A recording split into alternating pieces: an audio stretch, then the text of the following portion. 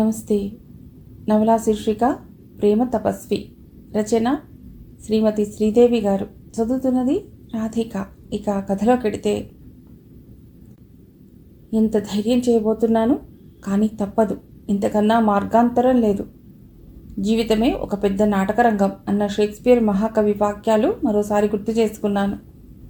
అమ్మా నాన్నల దీనవదనాలు మనస్సుని బాధతో కలచివేస్తుంటే ఈ పని చేయక తప్పటం లేదు. అద్దంలో మరోసారి నా రూపం చూసుకుని ఫైనల్ టచెస్ ఇచ్చేసి నాకు నేనే ధైర్యం చెప్పుకున్నాను. నా అణువణువు భయంతో, ఏదో తెలియని భావంతో జలధరిస్తుంటే జయంత్ గదిలోకి అడుగుపెట్టాను. కలవారి ఇళ్ల గురించి, వారి విలాస జీవితం గురించి పుస్తకాల్లో చదవటమే కానీ ప్రత్యక్షంగా ఎప్పుడూ చూడలేదు. మెత్తటి ఎర్రటి కార్పెట్ మృదువుగా పాదాలను తాకుతోంది. గోడలకి వేసిన లైట్ కలర్ ఏషియన్ పెయింట్, కిటికీలకి గుమ్మాలకి వేసిన లేత నీలం రంగు బాంబే డైయింగ్ ప్రింట్ కర్టెన్స్. అతని గదంతా లేత నీలం రంగు. ఆఖరికి అతడు వాడే దువ్వెన కూడా. స్టైల్గా క్రాఫ్ట్ దువ్వుకుంటున్న జయంత్ నన్ను చూసి హుషారుగా ఈల వేశాడు. హాయ్, నువ్వేనా కొత్తగా వచ్చింది? నీ పేరు? జుట్టు నొక్కులు తిప్పుకుంటూ అడిగాడు. ప్రశాంత్ అని చెప్తుంటే ఎందుకో నా గొంతు వణికింది. పేరు చూస్తే ప్రశాంత్, రూపం చూస్తే అలజడి సృష్టించేలా ఉన్నావు. Very nice name. అది సరే, ఎందుకలా ఉడికిపోతున్నావు? అన్నట్లు ఏం చదువుకున్నావు? బిఏ. నా గొంతు తడారిపోయింది, మాటలు తడబడుతున్నాయి. బిఏ చదువుకుని మరి ఏ ఉద్యోగం దొరకలేదా? అతడి కళ్ళల్లో అంతులేని ఆశ్చర్యం. అవునండి, ఉద్యోగాలు దొరకని ఈ రోజుల్లో ఈ మాత్రమేనా దొరకటం నా అదృష్టం అనుకుంటున్నాను. మీ అమ్మగారు దయార్థ హృదయంతో నాకు ఈ ఆశ్రయం ఇచ్చారు. నా కంఠం కృతజ్ఞతతో నిండిపోయింది. సరే, ఇలాంటివి ఆవిడ చాలా చేస్తుంది. బై ఏ గ్రూప్ నీది? ఏ గ్రూప్ అని జోకేయకు. పెద్దగా నవ్వేస్తూ తమాషాగా నా మొహంలోకి చూశాడు. Double literature. వాట్? సింగిల్ లిటరేచరే చదవలేక చస్తుంటే నువ్వు డబుల్ లిటరేచరా? చాలా బాగుంది. మంచి ఇంటెలిజెంట్ అన్నమాట. అతడి కళ్ళల్లో కనిపించిన ప్రశంసకి నా మనస్సు ఆనందంతో నిండిపోయింది. ప్రశాంత్, ప్రశాంత్ హాల్లో నుండి ఎవరో గట్టిగా పిలుస్తున్నారు. గబగబా హాల్లోకి వచ్చేసాను. కుటుంబ సభ్యులందరూ అక్కడే సమావేశమైనట్లున్నారు. ఊర్వశి గారు నన్ను పిలిచి ఫ్యామిలీ మెంబర్స్ అందరికీ పరిచయం చేశారు. ఆవిడ చేసే ప్రతి చిన్న పనిలోనూ ఒక ప్రత్యేకత కొట్టొచ్చినట్లు కనిపిస్తుంది. అదే ఆవిడ వ్యక్తిత్వాన్ని మెరుగుపెట్టే విషయం. చూడండి, ఇతడు ప్రశాంత్, బిఏ. మన సర్వెంట్ కాదు, మనకి అన్ని పనుల్లో సాయం చేస్తాడు. అతన్ని ఎవరూ తక్కువగా ట్రీట్ చేయకూడదు. నేను సోషలిస్ట్ని. ఆ సంగతి మీకందరికీ బాగా తెలుసుగా. ఆల్మోస్ట్ ఆల్ నా పిఏగా ఉంటాడన్నమాట. ఆవిడ చెప్పటం ఆపి అందరి ముఖాల్లోకి పరిశీలనగా చూడసాగారు. నేను ఊపిరి బిగబట్టి ఆవిడ చెప్పేదంతా వింటున్నాను. నాకింత గౌరవం ఇస్తున్న ఆమె విశాల హృదయానికి మనసులోనే ధన్యవాదాలు అర్పించాను. చూడు ప్రశాంత్, ఈయన ఇంద్రజిత్, ఈ ఇంటి యజమాని. వీడు ప్రేమ్, పెద్దవాడు. నేను అతని వంక ఓరగా చూశాను. 6 అడుగుల సమున్నత విగ్రహం, తీర్చిదిద్దినట్లున్న రూపురేఖలు, అత్యంత అధునాతనమైన dressing. Glad to meet you అన్నాడతడు నాకు షేక్ హ్యాండ్ ఇస్తూ. నాకు ముచ్చమటలు పోశాయి. బెదిరిపోతూ అతడి కళ్ళల్లోకి చూశాను. ఏమిటమ్మా మరీ ఎంత రిజర్వ్నెస్? నవ్వుతూ అన్నాడతడు. కొత్తలో అలాగే ఉంటుంది. ఇది వరుధిని, ఇంటర్ చదువుతోంది. ఇది మంజువాణి, బిఎస్సి. వీడు జయంత్ అని అందరినీ పరిచయం చేసి, ఇక వీళ్ళందరి అవసరాలు కనుక్కుని తెలివిగా మసులుకునే బాధ్యత నీదే సుమా అన్నట్లు ఒక చూపు విసిరి హుందాగా వెళ్ళిపోయింది ఆవిడ. 40 వసంతాలు గడిచిపోతున్నా 16 ఏళ్ల పడుచు పిల్లల తుళ్ళుతూ గెంతుతూ గలగల పారే సెలయేరులా నిత్య చైతన్య స్రవంతిలా ఉండే ఆమెని చూస్తుంటే విపరీతమైన ఆరాధనాభావం నాకు.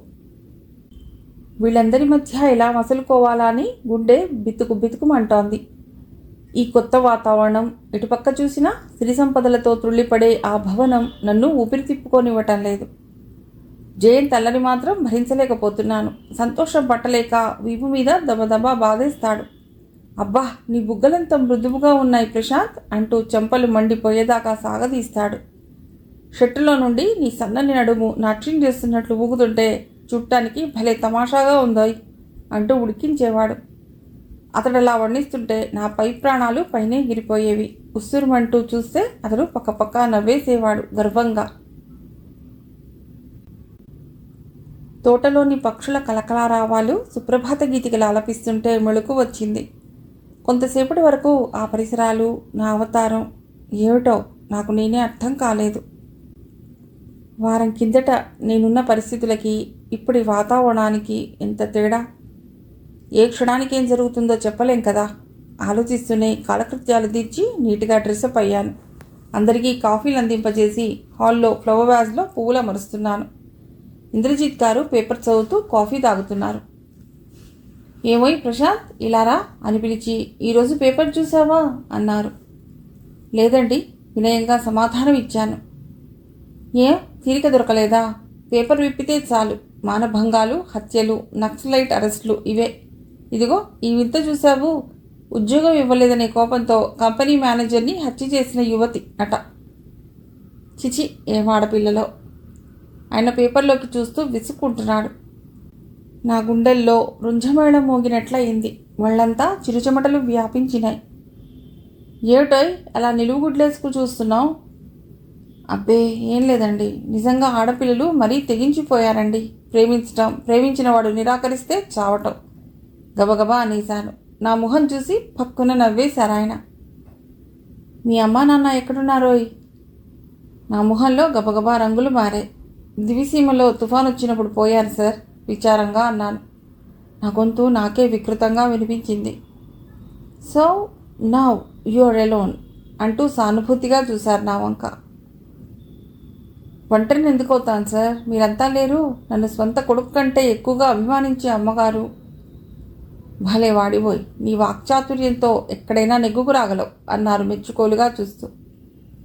సాయంత్రం అందమైన పూదోటలో తిరుగుతుంటే మనసంతా ప్రశాంతంగా ఉంది. క్రమబద్ధంగా పెంచబడిన ఆ వనం చూస్తుంటే ఇంటివారి సౌందర్య ప్రియత్వం, కళాభిరుచి ఇట్టే అర్థమైపోతాయి. ఊర్వశి అమ్మగారిలాగానే గులాబీలు సుకుమారంగా విరిసి సౌందర్యాన్ని విరజిమ్ముతున్నాయి. పద్మం ఆకారంలో విచ్చిన ఎర్ర గులాబీని చూస్తుంటే నా మనస్సు ఆగలేదు. చేయి చాచి ఆ పువ్వుని తుంచి గుండెల నిండుగా ఆ మధుర పరిమళాన్ని ఆస్వాదించాను. అంతకన్నా చేసేదేమీ లేక. ఆహా, సౌందర్యారాధకుడు అన్నమాట. వెనక నుండి వినిపించిన మాటలకి త్రుళ్ళిపడి చూశాను. చేతిలో గులాబీ జారి కింద పడింది. ఎదురుగా చిరునవ్వుతో ప్రేమ్. నాకు గులాబీలంటే ప్రాణం. పట్టుబడ్డ దొంగలా అన్నాను. గుండెలు గుబగుబలాడుతున్నాయి.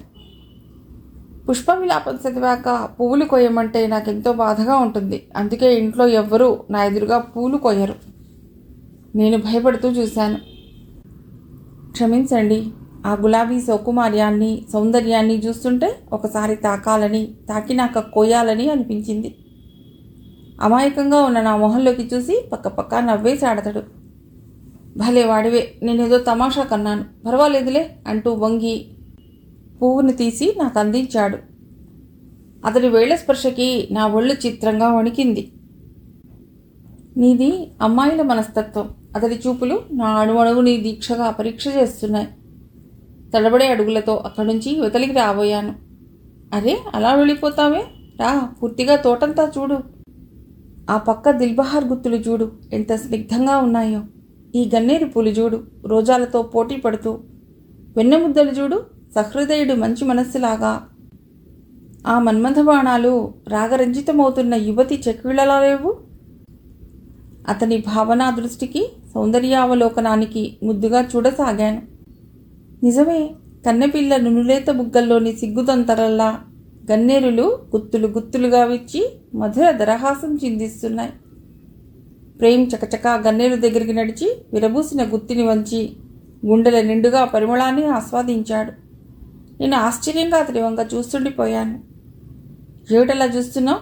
మధుర పరిమళాలు వెదజల్లే పువ్వులు నదిలి గన్నేరుని చూస్తున్నాననా? నాకు ఈ వగరు వాసన అంటే చాలా ఇష్టమోయి పరవశంగా అన్నాడతడు. నాకు అంతే, అప్రయత్నంగా అనేశాను. అతడు కనుబొమలగరేసి సుతారంగా నవ్వాడు. చిత్రంగా ఉందే, మనిద్దరి అభిరుచులు చిత్రంగా కలుస్తున్నాయి. కమాన్, కాసేపు అలా సరదాగా తిరిగొద్దాం. అతడు చనువుగా భుజాల మీద చేతులేసి నన్ను దగ్గరగా తీసుకున్నాడు. నేను ఇబ్బంది ఫీల్ అవుతూ పనుందండి అన్నాను. అరే, అదేమిటో అలా ఆడపిల్లలా ముడుచుకుపోతావే? వింతగా చూశాడు నా వంక. ఇంకోసారి వెడదాంలేండి అనేసి అక్కడి నుంచి తప్పించుకొచ్చేశాను. వెనక నుండి అతడి చూపులు నన్ను నిశితంగా పరిశీలిస్తున్నట్లు తెలుస్తూనే ఉంది. అప్పటిదాకా గండం గడిచినందుకు 1000 దేవుళ్ళకి మొక్కు ఉన్నాను. క్రమక్రమంగా ఆ ఇంట్లో వాళ్ళందరూ నాకత్యంత సన్నిహితులైపోయారు. పొద్దున్నే లేచి ఊర్వశి గారి ఎంగేజ్మెంట్స్ ఫిక్స్ చేయటం నా ముఖ్యమైన పని. ప్రేమ్ ప్రతి పనికి నన్ను పిలుస్తూనే ఉంటాడు. నేను పక్కన లేకుంటే అతడికి తోచదుట. మంజువాణి, వరూధిని సరే సరి. షాపింగ్ వెళ్ళాలంటే నేను పక్కన ఉండవలసిందే. నా సెలెక్షన్ బాగుంటుందని వాళ్ళకి గొప్ప నమ్మకం. ఇహ జయంత్ డబ్బున్నవాడినని అతడికి బాగా అహంభావం. నన్ను సర్వెంట్గా మాత్రమే ట్రీట్ చేసేవాడు. ఏవైనా తెలియని లెసన్స్ చెప్పించుకోవాలన్నా వినయం చూపించడు సరికదా, అప్పుడు అధికారాన్నే ప్రదర్శిస్తాడు. అదో చిత్రమైన మనస్తత్వం. అదిగో అలాంటప్పుడే నాకు మహా చిరాగ్గా ఉంటుంది. విద్య నేర్చుకోవాలనుకున్నప్పుడు మహారాజైనా వినయం చూపించవలసిందే అని నా భావం. ఆ ఇంటికి వచ్చిపోయే వాళ్లతో నాకు మహా ఇబ్బంది. నాకు పూర్వాశ్రమంలో తెలిసిన వాళ్ళు ఎవరైనా వస్తే నా ప్రాణం గిజగిజ కొట్టుకుంటుంది. ఈ అబ్బాయిని ఎక్కడో చూసినట్లుందే, కొత్తగా పనిలో చేరాడా, ఏ ఊరు? ఇలా ప్రశ్నలేసి ఆరాలు తీసి చంపుతారు. చూపులతోనే గుచ్చేస్తుంటారు. నేనేం తక్కువ తిన్నానా? జీవితం ఒక ఛాలెంజ్ అయితే దాన్ని సవాల్గా తీసుకుని ధైర్యంగా ఎదుర్కో అనే సూక్తి నా నరాల్లో జీర్ణించిపోయింది. వాళ్ళడిగే ప్రశ్నల ఆకుకి అందకుండా, పోకకి పొందకుండా అతి నేర్పుగా సమాధానాలు చెప్పి తప్పించుకోవటం బాగా అలవాటు చేసుకున్నాను. తర్వాత ఆత్మవిమర్శ చేసుకుంటే నేనేనా అనిపిస్తుంది నాకు. ఇంత ధైర్యం, చొరవ, తెగువ ఎలా వచ్చాయబ్బా అని నాలో నేనే ఆశ్చర్యపోతుంటాను. జీవితం అనే పాఠశాలలో నేర్చుకుని విద్యలేవుంటాయి అనుకుంటుంటాను బరువుగా. మమ్మీ, ప్రశాంత్ గొంతు ఆడపిల్ల గొంతులా తీయగా ఉంటుంది, పద్యాలు ఎంత బాగా పాడతాడని వరూధిని తల్లి భుజాల మీద గోముగా వాలిపోయి గారాభంగా చెప్తోంది. సోఫాలో కూర్చుని ఫిలింఫేర్ తిరిగేస్తున్న నేను త్రుళ్ళిపడ్డాను. ఈ జీవితం ఒక మహానటన. నా గుండె ఆవేదనతో నిట్టూర్చింది. ఫెమినా చదువుతున్న ఊర్వశి గారు తలెత్తి నా వంక అవునా అన్నట్లు చూశారు. ఆవిడ ఎక్కడికో వెళ్ళటానికని రెడీ అయ్యారని ఊహించాను. సరస్సులో అప్పుడే విరిసిన ఎర్ర కలువలా మెరిసిపోతోంది ఆమె. ఎర్రని పట్టుచీర, కాళ్లకు రెడ్ హై హీల్డ్ షూస్, ముడిలో ఒక పక్కగా ఒదిగి సిగ్గుగా నవ్వుతున్న ఎర్ర గులాబీ, కోళ్లకి ఎర్రగా మెరుస్తున్న క్యూటెక్స్. ఇంద్రుని కంఠం నుండి జారిపడిన వైజయంతిలా మెరిసిపోతోంది ఆమె. కమాన్ ప్రశాంత్, ఏవి 2 పద్యాలు పాడి వినిపించు. 10 నిమిషాలే టైం నాకు. మృదువైన అభ్యర్థన. ఆ స్వరం వింటుంటే ఆమె ఏం చెప్పినా తిరస్కరించాలనిపించదు. ఆమెకి దగ్గరగా వెళ్ళి నిల్చున్నాను. ఇలా నా పక్కన కూర్చో. తన పక్కనే స్థలం చూపించింది. సిగ్గుపడుతూ కూర్చున్నాను. ఆవిడ కళ్ళు నన్ను ఉత్సుకతతో పరిశీలిస్తున్నాయి. ఇప్పుడు నీకు పెళ్లి చూపులేం కాదులే ప్రశాంత్, కాస్త సిగ్గు విడిచిపెట్టు. వరూధిని అల్లరిగా నవ్వింది. నాలిక బయటపెట్టి వెక్కిరించింది. అబ్బా ఊరుకోవే, నీకంటే అసలు ఆడా మగ భేదం తెలియదు. అందరూ అలాగే ఉంటారా? కూతుర్ని మందలించిందామె. నా మీద ఈగవాలనివ్వని ఆమె అభిమానానికి ఏమిచ్చి రుణం తీర్చుకోగలను అనిపించింది. ఎక్కడివాడో యక్ష తనయేందు జయంతునంతులన్ చక్కదనంబునన్ గెల్వజాలినవాడు. నా గొంతు తీగలాగా సాగి అలలు అలలుగా ఆ విశాలమైన హాల్ అంతా వ్యాపించింది. ఎవతే నీవు భీతహరిణేక్షణ. గొంతు కొంచెం మార్చి ఆపద్యం కూడా వాడేశాను. వెలిపెట్టిరే బాడంబులు పరాసరం బట్టి. మంజువాణి ఎప్పుడొచ్చిందో అది పాడమని గొడవ. వరూధిని ఆవేదన, వాక్చాతుర్యం, విమర్శనా బుద్ధి, సమయస్ఫూర్తి నా గొంతులో జాలువారింది. వరూధిని మనోవేదన నా మనసంతా నిండిపోయింది. వండర్ఫుల్, మార్వలెస్, చాలా ఎక్సలెంట్గా ఉంది. ఆ గొంతు మార్చడం అనేది నిజంగా గొప్ప విద్యే. ఇంద్రజిత్ గారు ఎప్పుడొచ్చారో ప్రశంసాపూర్వకంగా అంటున్నారు. ప్రశాంత్ ఏమో అనుకున్నాను. నివురుగప్పిన నిప్పు. సాయంత్రం నా రూమ్కి రా ప్రశాంత్, ఆ పద్యాలన్నీ టేప్ చేసుకుంటాను. ప్రేమ్ ఆనందంగా అన్నాడు. అతని ముఖం ఇంత కాంతితో వెలిగిపోతోంది. ఎందుకులేండి అన్నాను సిగ్గుపడుతూ. ఆహా, అలా వీల్లేదు. ఇంత గొప్ప కళాకారుణ్ణి మన ఇంట్లో బంధిస్తే ఎలా? మహిళా మండలి వార్షికోత్సవం రోజు నువ్వు పాడి తీరాలి. ఊర్వశి గారి కోరిక వింటూనే భయంతో వణికిపోయాను. అంత పని చేయకండి, నాకు అసలే స్టేజ్ ఫియర్. కాళ్ళు వణికి గొంతు తడబడుతుంది. నలుగురు ముందు అపహాస్యం పాలవుతాను. అలా చెప్తుంటే నా మొహం తెల్లగా పాలిపోయింది. కళ్ళు భయంతో చెల్లించాయి. ప్రేమ్ నా వంక నిరుత్సాహంగా చూశాడు. ఇంతేనా నీ పస అన్నట్లున్నాయి ఆ చూపులు. చూడు ప్రశాంత్, కళాకారులకి భయం పనికిరాదు. అదో పెద్ద డ్రాబ్యాక్. నువ్వు బాగా రాణించాలంటే.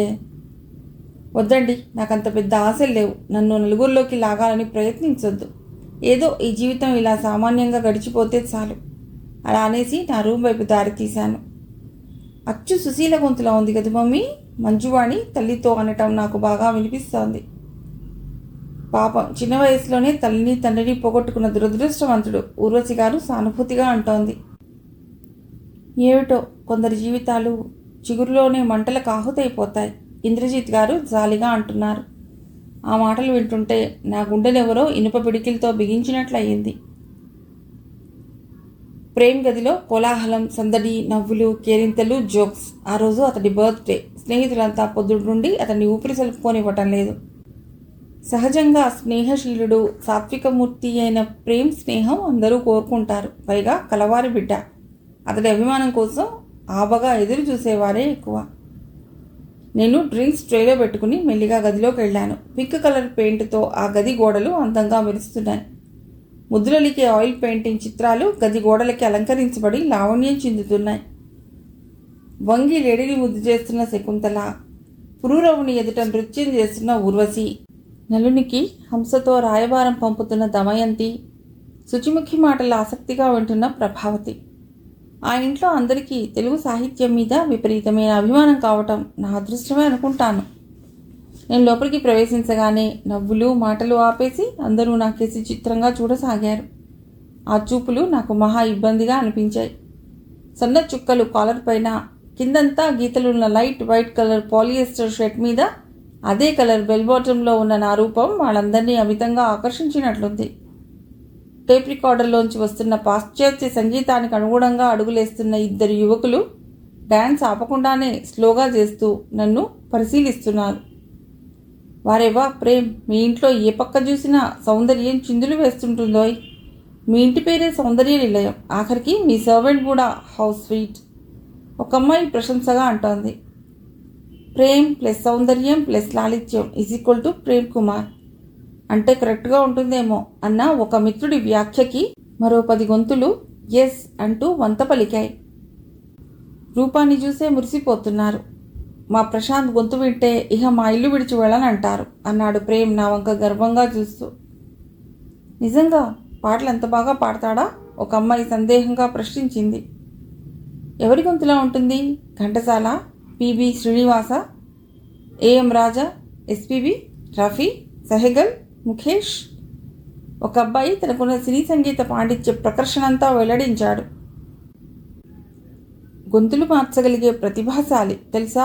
మీరెవర్లా పాడమంటే అలా పాడేస్తాడు. ప్రేమ్ నా గురించి గొప్పగా పొగిడేస్తుంటే చచ్చే సిగ్గనిపించింది. కొంపదీసి మిమిక్రీ చేస్తాడా ఏమిటి? మరో మూల నుండి ఓ గొప్ప సందేహం దూసుకొచ్చింది. నీ మొహం, కొంపదీసి కాదు, ఇల్లు చల్లగా ముంజేతి కంకణానికి అద్దం ఎందుకు? పాడించమంటారా? పాడించు పాడించు అంటూ కోరస్గా అరవసాగారు. ప్రేమ్ 2 చేతులతో చెవులు మూసుకుని మీ కాకిగోలు ఆపితే కోయిల గానం వినొచ్చు అని అనౌన్స్ చేశాడు. ప్రశాంత్ నా వంక వచ్చి కూర్చోమన్నట్లు చూశాడు. అంతమంది ముందు పాడాలంటే నాకు మహాబిడియంగా ఉంది. ఎన్నడూ ఎదురు చూడని అనుభవం. ఒరే ప్రేమ్, మీ ప్రశాంత్ నడుస్తుంటే ఆడపిల్ల నడుస్తున్నట్లుంది. ఒకతడు పక్కపక్క నవ్వేశాడు. నా గుండె వేగంగా కొట్టుకుంటుంది. ఊరుకోరా నువ్వు మరీను. అతడు అసలే బెదిరిపోతున్నాడు. అతడి నెత్తి మీద ఓ మొట్టికాయ వేశాడు ప్రేమ్. ప్రేమ్ కోరిక మీద అట జనిగాంచే భూమి సురండంబర చుంబిత అనే పద్యాన్ని ఎత్తుకున్నాను. అంత పొడవు దీర్ఘ సమాసాన్ని గుక్కదిప్పుకోకుండా రాగయుక్తంగా పాడి ముగించేసరికి గదంతా కరతాళ ధ్వనులతో మారుమోగిపోయింది. అందరూ నా వంక ఆశ్చర్య విస్పారిత నేత్రాలతో చూస్తున్నారు. ప్రాంచద్భూషణ బాహుమూల రుచితో పాలిండ్లు పొంగార. ఆ పద్యం పాడండి, ఓ కొంటె కుర్రవాడు చిలిపిగా అడిగాడు. నాకు సిగ్గుతో బుగ్గలు ఎర్రబడ్డాయి. హాయ్, మీరు సిగ్గుపడతారేమిటి? ఒక చిలిపి పిల్ల నన్ను చూసి కొంటెగా నవ్వింది. సిగ్గుపడ్డం ఆడవాళ్లకే పరిమితం అని ఆమె భావం కాబోలు. వాళ్ళు వరుసగా అది ఇది అంటూ గంట సేపటి వరకు నన్ను వదలనే లేదు.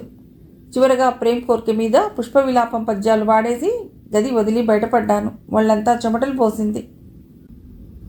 మెడ మీద చేరి చికాకు కలిగిస్తున్న ఒత్తైన జుత్తుని చేత్తో పైకనుకుని రిలాక్స్ అవుతూ మేడమెట్లు దిగుతున్నాను. నా వెనకే అడుగుల చప్పుడు. చటుక్కున వెనక్కి తిరిగి చూశాను. ఖరీదైన దుస్తుల్లో ఉన్న అమ్మాయి నా వంకే తీక్షణంగా చూడసాగింది.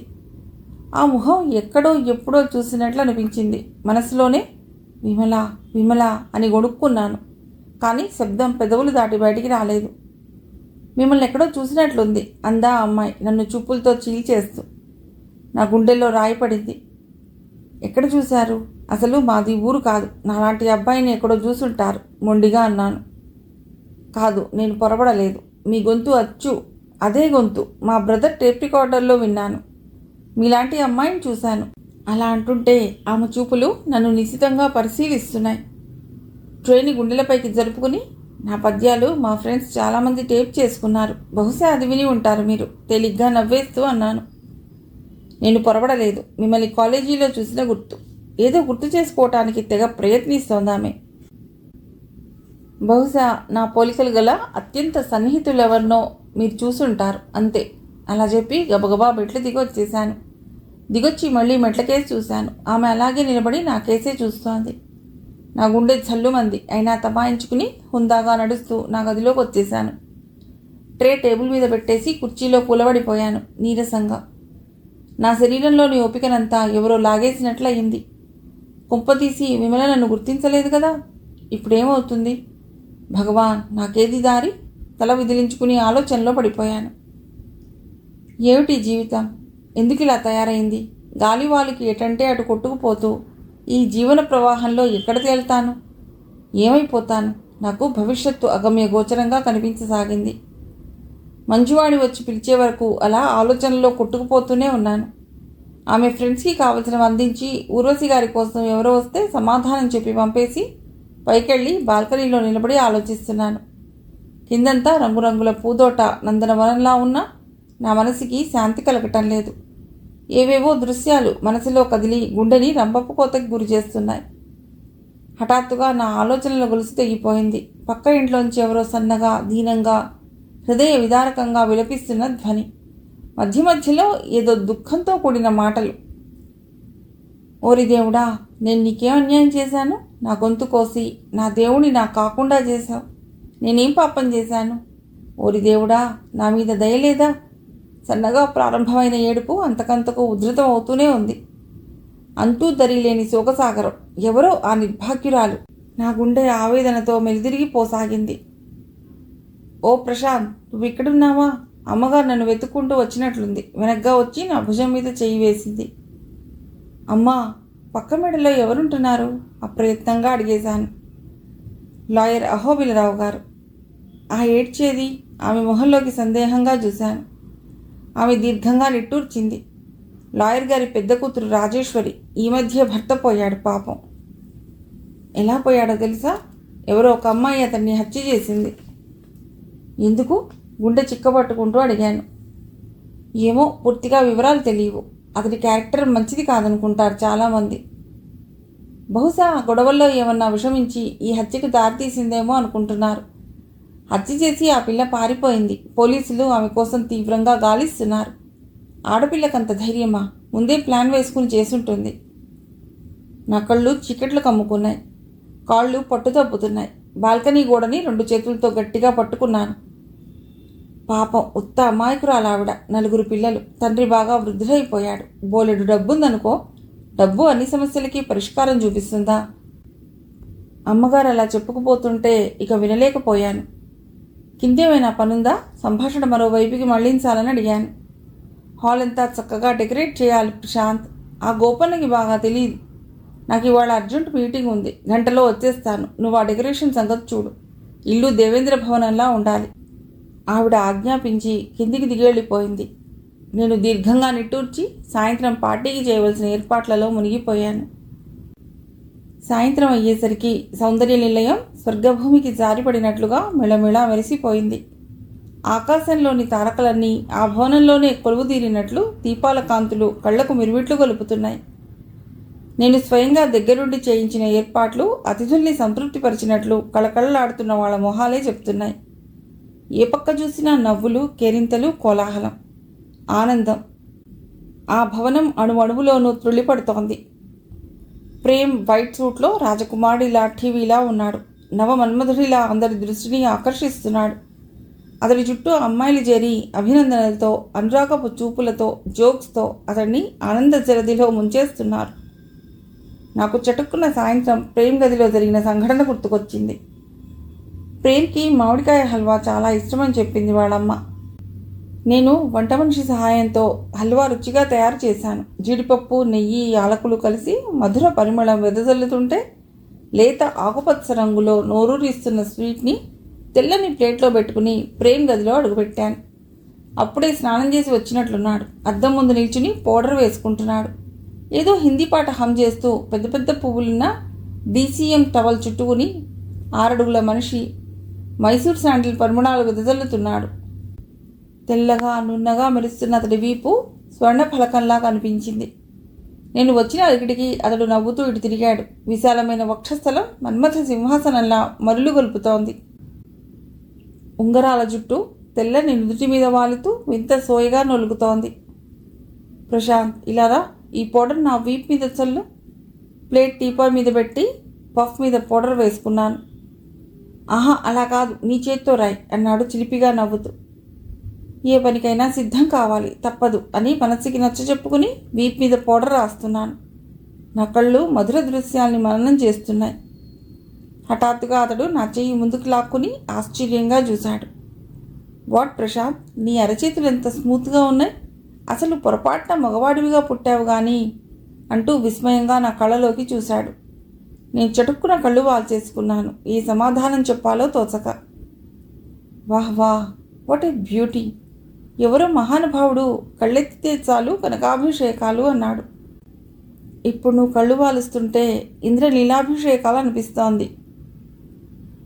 అతడి ఒక్కో కాంప్లిమెంటు ఒక్కో పూల బాణంలా నా హృదయాన్ని గిలిగింతలు పెడుతోంది. అంతలోనే నన్ను నేనే సర్దుకున్నాను. నువ్వే ఆడపిల్లవై ఉంటే ఎంతమంది స్టూడెంట్స్ నీ ప్రేమ కోసం పడిగాపులుగా చేవారో, ఎంతమంది నీ ప్రేమ పొందలేక భగ్న హృదయంతో పిచ్చివాళ్ళైపోయేవాళ్ళో. అతడి హాస్యానికి నా చెంపల్లో కెంపులు మెరిశాయి. మై గుడ్నెస్, ఎంత మనోహర దృశ్యం. అతడు హఠాత్తుగా ముందుకు వంగి నా చెక్కిళ్ల మీద తీయని ముద్ర వేశాడు. నా ఒడలు పులకరించి విరబూసిన మాలతీలతలా అయిపోయింది. ఏమిటి తనకి పిచ్చి అనిపించింది.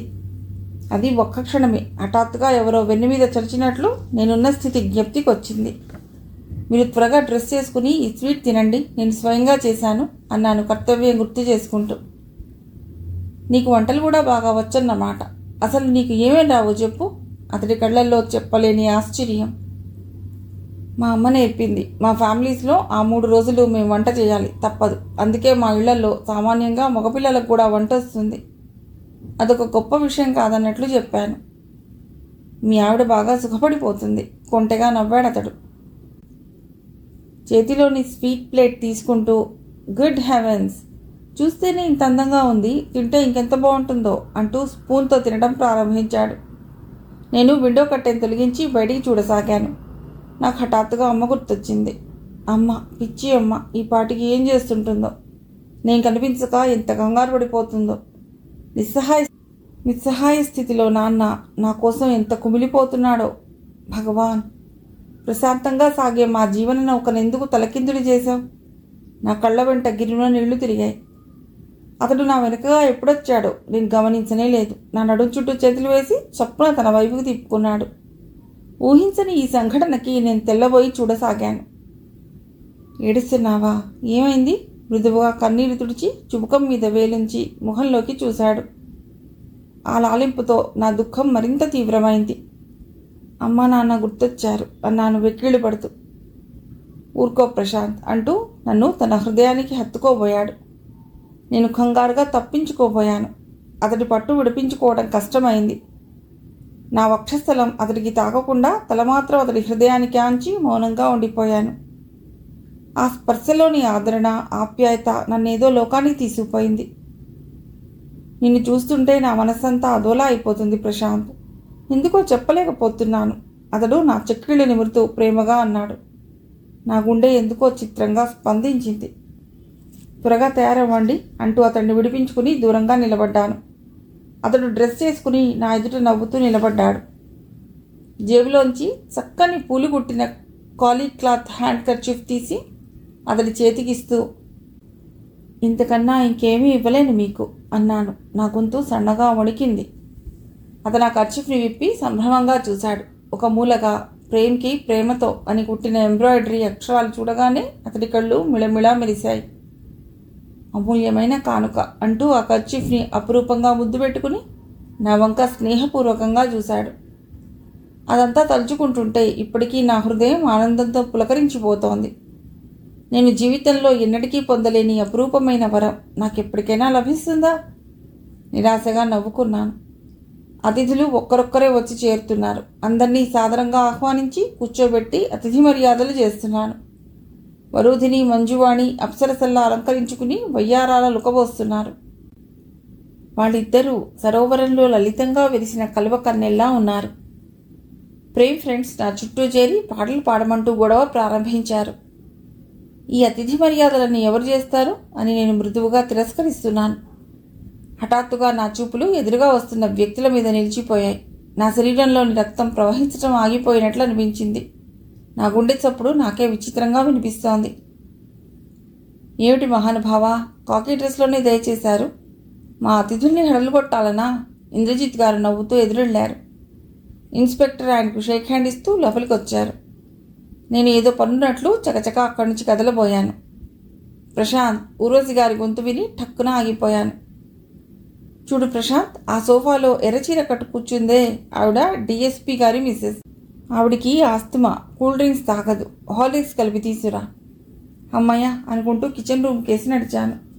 హార్లిక్స్ గ్లాస్ ఆవిడకిస్తూ ఇన్స్పెక్టర్ వైపు ఓరగా చూశాను. అతను ఏదో ఫోటో అందరికీ చూపిస్తూ ఏదో చెప్తున్నాడు.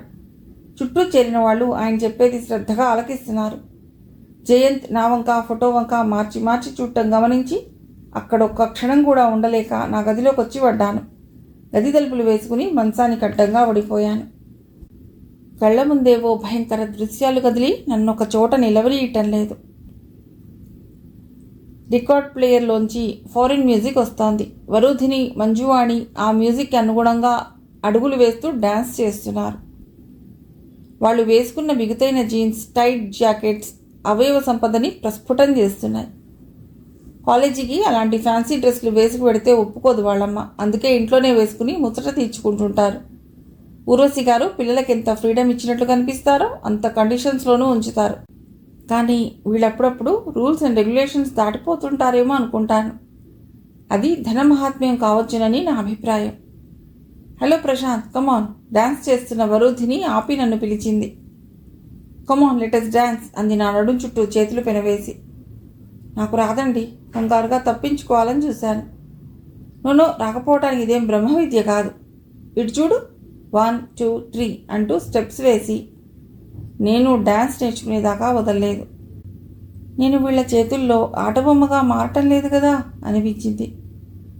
మీరు నాతో డాన్స్ చేయటం అమ్మగారు చూస్తే ఏమనుకుంటారు? బాగుండదు, నన్ను వదిలేయండి అన్నాను భయపడుతూ. అమ్మ చూస్తే కదా.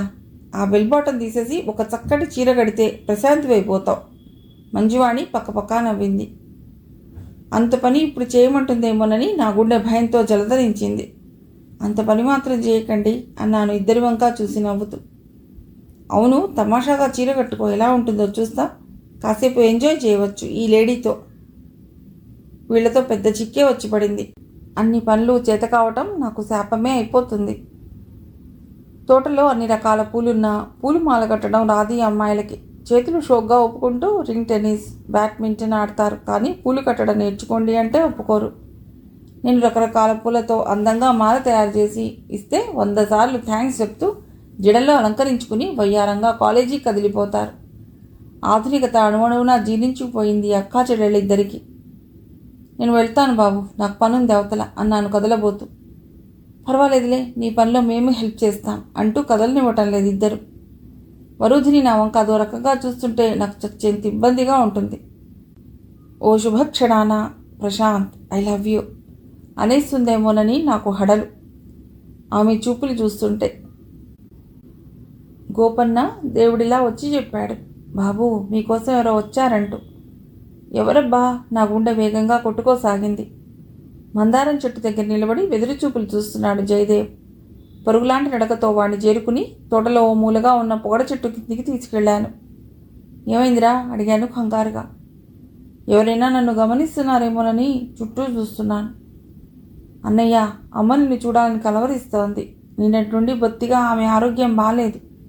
వాడి గొంతు దుఃఖంతో పొడికిపోయింది. లోపలికెళ్ళి గోపన్నకి చెప్పేసి నా రూమ్కి వెళ్ళి అమ్మగారిచ్చిన జీతం 200 తీసుకుని జయదేవిని అనుసరించాను.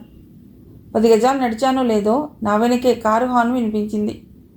పక్కకి తప్పుకుని కారులోకి చూశాను. స్టీరీ దగ్గర కూర్చుని విమల కనిపించింది నవ్వుతూ. నా పై ప్రాణాలు పైన ఎగిరిపోయాయి.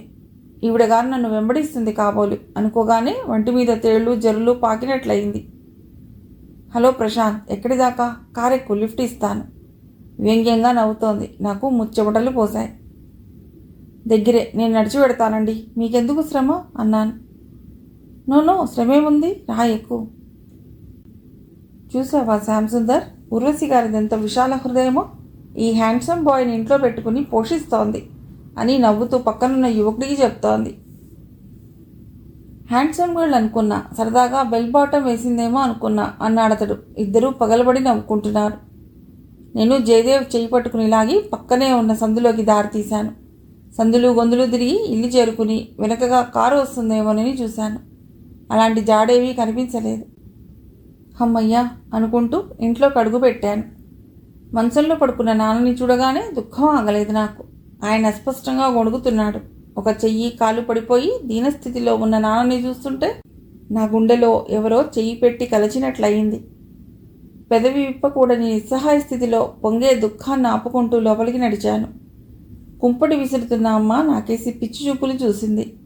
జయదేవ్ అమ్మ దగ్గరికి వెళ్ళి చెవిలో ఏదో చెప్పాడు. ఆమె కళ్ళు క్షణంసేపు తడుక్కుమని మెరిశాయి.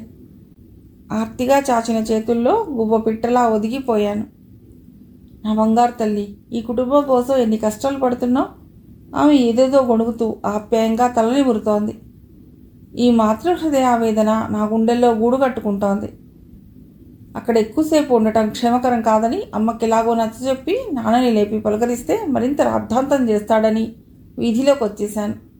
జేబులో నుండి కూలింగ్ గ్లాసెస్ తీసి తన కళ్ళకి పెట్టుకుని సాధ్యమైనంత హుందాగా నడవాలని ప్రయత్నిస్తూ తలెత్తి చూశానో లేదో ఎదురుగా స్కూటర్ మీద జయంత్ వస్తూ కనిపించాడు. నన్ను చూసి స్కూటర్ ఆపి ఇక్కడికి ఎందుకు వచ్చావు అన్నాడు. మా పెద్దమ్మ ఇల్లు, ఆవిడకి ఆరోగ్యం బాగాలేకపోతే చూసి వస్తున్నా. అయ్యో అలాగా, పాపం, నేను వస్తా పదా అన్నాడు స్కూటర్ దిగబోతూ. అబ్బే మీరెందుకు, ఆవిడ అసలే కాస్త చాదస్తం మనిషి అన్నాను. ఇతడు లోపలికి ఎక్కడొస్తాడోనని గుండె బితుకు బితుకుమంటోంది. సరే ఎక్కువ, వెనక ఇంటికేగా. నేను నడిచొస్తా, మీరు వెళ్ళండి. పర్వాలేదు, ఎక్కమన్నానా? ఇక తప్పించుకునే వీల్లేక ఎక్కి కూర్చున్నాను. అతడి నడుం చుట్టూ చేయి వేస్తుంటే మనస్సు ఎందుకో కీడు శంకించింది. చూడు, కాస్త స్పీడ్ ఎక్కిస్తున్నాను, భయపడవు కదా. వద్దు జయన్, నాకు భయం. అతడు నవ్వుతూ మామూలుగానే పోనిచ్చాడు. నేను ప్రాణాలు అరచేత పట్టుకుని కూర్చున్నాను.